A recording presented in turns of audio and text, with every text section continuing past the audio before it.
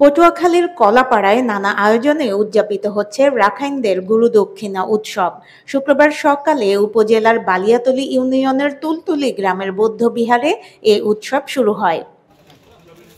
উৎসব উপলক্ষে সকাল থেকে বিভিন্ন উপজেলার রাখাইন উপাসক উপাসিকারা ওই বিহারে এসে পঞ্চশীল গ্রহণ করেন।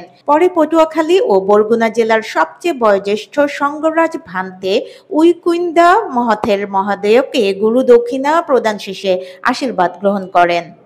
গরু দক্ষিণা অনুষ্ঠানে গরু দক্ষিণা পূজা করার জন্য সকালে এসে তার কাছ থেকে পঞ্চশীল প্রার্থনা করে তাকে দক্ষিণা দান করার পর তার কাছ থেকে আশীর্বাদ গ্রহণ করে।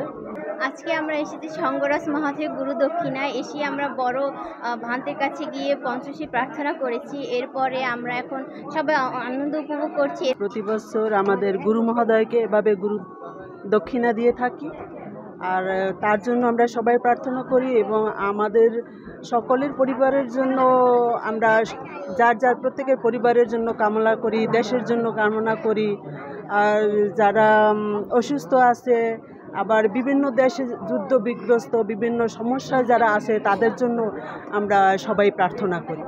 বৌদ্ধের কাছে প্রার্থনা করছি এবং যারা আগত আছে তাদের সবাই সহ সারা বাংলাদেশের আমাদের সমস্ত সারা বাংলাদেশের আমার দেশ এবং শান্তির জন্য আমরা সব আজকে প্রার্থনা করছি।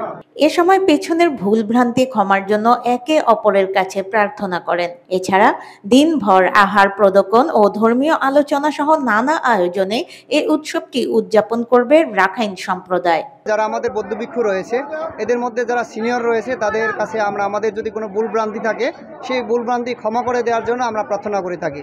আর গুরুজনেও আমাদের কাছে প্রার্থনা করে যে আমি গুরুজন হলেও আমার যদি কোনো ভুল ত্রুটি হয়ে থাকে আচার আচরণে, সেটা যেন একে অপরকে ক্ষমা করে দিয়ে সকলে মৈত্রী দানের মাধ্যমে একে অপরের সাথে ভালোবাসার মৈত্রী দান দিয়ে আমরা সকলে মিলেমিশে থাকবো, এই প্রার্থনাই আমরা একে অপরের কাছে করে থাকি। প্রতি বছর বর্ষাবাসের আগে জাঁকজমকপূর্ণ আয়োজনের মধ্য দিয়ে এই উৎসবটি উদযাপন করে আসছে তারা।